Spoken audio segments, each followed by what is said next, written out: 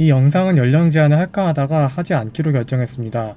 어느 정도 성교육의 성격을 띠기 때문에 2차 성징 이후의 학생들에게도 필요한 정보라고 생각했기 때문입니다. 노골적인 묘사는 안 할 거지만 성과 관련된 직접적인 용어가 쓰일 수밖에 없으니까요. 부담스러우신 분들은 그만 봐주시기를 부탁드립니다. 노파심에 미리 말씀드리는데 저는 범죄를 합리화하려는 게 아닙니다. 처벌은 처벌이고 범죄가 최소한으로 발생하는 사회를 만들려면 남자들은 내 몸이 어떻게 이루어져 있는지를 이해할 필요가 있고 여자도 남자에 대해서 조금은 이해할 필요가 있습니다. 우리 사회의 구성원의 대부분은 남자 혹은 여자니까요. 특히 남성은 성적인 충동에 무기력하게 굴복하는 현상이 많이 발생합니다. 오늘은 남성에게 왜 이런 현상이 많이 발생할 수밖에 없는지에 대해서 제 나름대로 고찰한 정보를 공유하고자 합니다. 우선 도파민에 대한 이해가 필요합니다. 도파민은 여성도 남성의 충동을 이해할 수 있는 수단이 됩니다. 왜냐하면 방식은 다르더라도 누구나 도파민을 분비하게 만드는 행동을 하고 있기 때문입니다.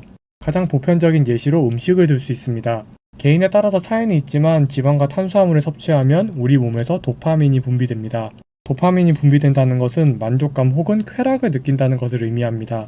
물론 분비되는 양이 충분하지 못하거나 부족할 때는 허전함을 느끼고 심각할 때는 극도의 우울함도 느낄 수 있습니다.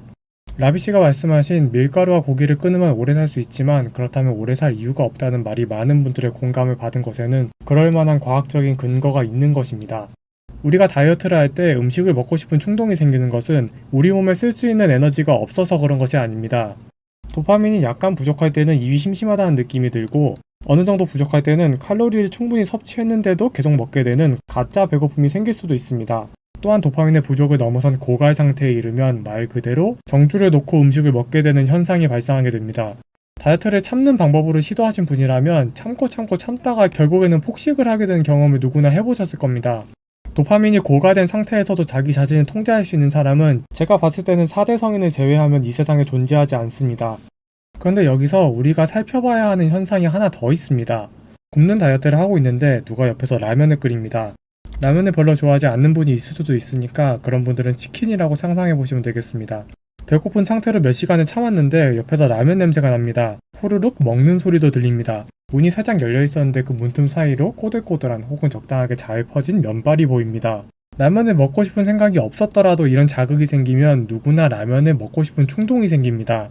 여기서 핵심은 자극의 종류가 아니고 누구나 도파민이 부족한 상황에서는 감각에 의한 이런 충동이 생길 가능성이 높아진다는 것입니다.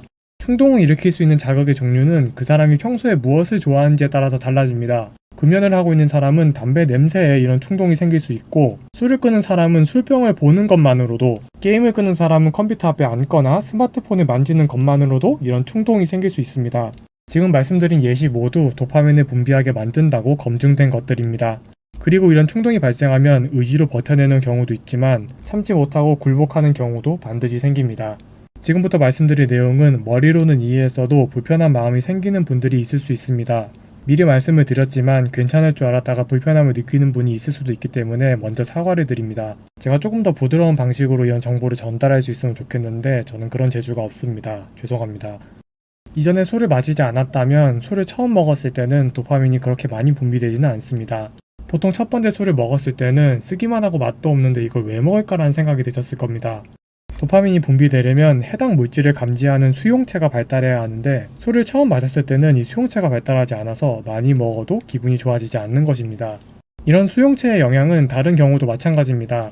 담배도 처음 필 때는 중독 현상이 그렇게 심하지 않습니다. 자주 펴서 이 수용체가 발달해버리면 돌이키는 것은 굉장히 어렵습니다. 술과 담배에 의한 쾌락, 즉 도파민이 분비되는 것은 어쨌든 수용체가 발달할 때까지 반복한 본인의 선택에 의한 것입니다. 남자가 사정을 할 때도 도파민이 분비됩니다.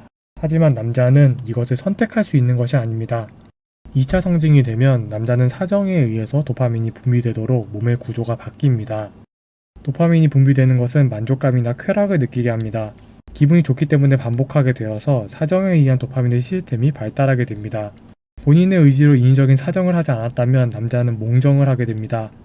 성적인 쾌감이 없는 경우가 있는지는 저도 확실하게 말씀드릴 수는 없지만 보통은 몽정을 하면서 성적인 쾌감, 즉 도파민의 분비도 발생하게 됩니다. 성적인 쾌감이 없이 몽정을 하는 경우가 있다고 하더라도 그것은 본인이 선택할 수 있는 것이 아닙니다. 그러니까 거의 대부분의 남자는 본인의 의지와 상관없이 도파민을 분비하게 만드는 여러 가지 활동 중에서 사정을 포함하게 되는 것입니다. 그런데 우리가 여기서 다시 살펴봐야 할 것은 도파민이 부족하다고 느끼게 만드는 자극에 의한 충동입니다. 술을 즐겨 마시던 사람이 술을 끊었을 때 5년 후, 10년 후가 지나면 도파민을 분비하게 만드는 술에 대한 수용체가 완전히 사라졌을까요?